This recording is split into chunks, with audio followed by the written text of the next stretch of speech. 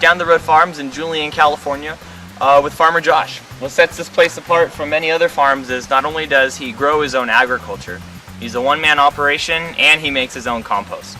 Today we're going to be talking and learning about how to make a compost pile, a question that many of us have but don't know where to start. Compost is the cornerstone of all farming. You need healthy soil to get any type of healthy plants. The compost happens. This is the common quote, you know. It happens all the time all around us, but slowly in a thinner layer. We just try to pile things up, use our waste instead of sending it to a landfill, and create healthy soil, rich black soil for our plants to enjoy so we can enjoy the plants. There's basically two components to compost, and it's the greens and the browns. And it's going to be nitrogen and carbon rich inputs. Nitrogen rich inputs would be things like vegetable waste, like that you supply from your restaurant. We have any of the wet vegetables after they're prepped, put them in a bucket, they're a nitrogen source, they're green. Then around us we have weeds that I knock down in preparation for garden expansion. And they're piled up higher than I can use as mulch or much else, so we're using those as our browns. Okay. If we had used them right after we chopped them, they would have been greens if they were still wet and still green. But when you leave them out, the nitrogen just basically goes into the atmosphere, it off-gasses, and you end up with a carbon-rich source. So we're going to use the nitrogen-rich from your restaurant and the carbon-rich extra from the farm, along with newspapers, which is also a carbon-rich. So you have to start by building a base of browns. That's at least how I start, so that then I have almost like a nest to put my first load of greens into.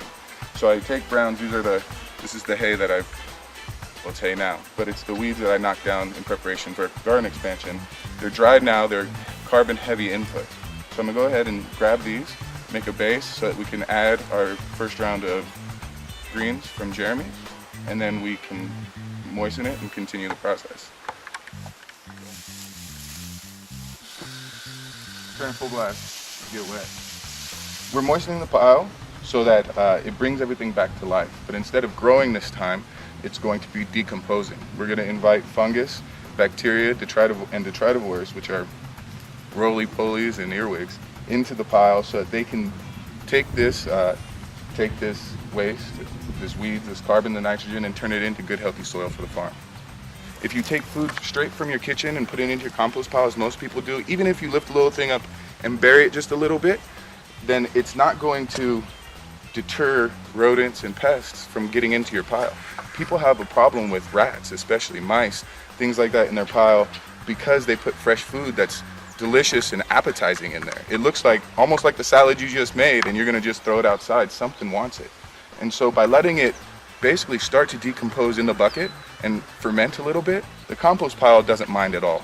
But the living rodents and the things that could bother me do. So it's a way of deterring them from getting into the pile while still being able to have a compost pile. This is like what's going on in your stomach when you eat food. Nobody wants to eat that. We're going to dunk newspapers in there, add them to the pile as well. We'll put that kind of as layers between the nitrogen, and we'll use the natural grasses to put on the outside just to keep the pile a little more natural. I mean, there's going to be newspapers in it, but I don't want newspapers coming out and blowing all over the place. I'd rather have a little bit of grass doing that. You can dunk a bunch in the water at once to be more time efficient, and just throw them in kind of evenly, but you don't want to make a solid layer. You don't want to layer it. We're not sheet composting in place. We're trying to make an active compost pile, so you want everything to kind of be mixed just a little bit. Okay. I'm going to grab some more browns, some more weeds, and make a ring around the outside so it keeps piling up, so that we can keep putting the stuff in the middle. Sometimes the carbon inputs are much harder to come across than the nitrogen inputs. It's one of the reasons for stinky pile syndrome is people just don't have the carbon. They just keep adding nitrogens, vegetables, and it gets stinkier and stinkier, and then they don't really know what's going on. It's important to add a source of...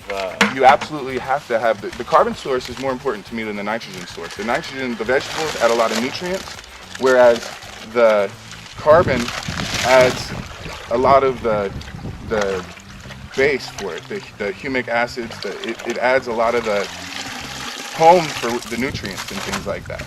And so, I mean, life is carbon-based, so you need to have the carbon. Well, we're done building the compost pile. We put all the buckets of waste, vegetable waste. We put big piles of wasted weeds I was looking to get rid of, and all the newspapers that I could scrounge up in the past couple of weeks. All right, inside of my compost pile that I bring to Josh, I keep it really simple.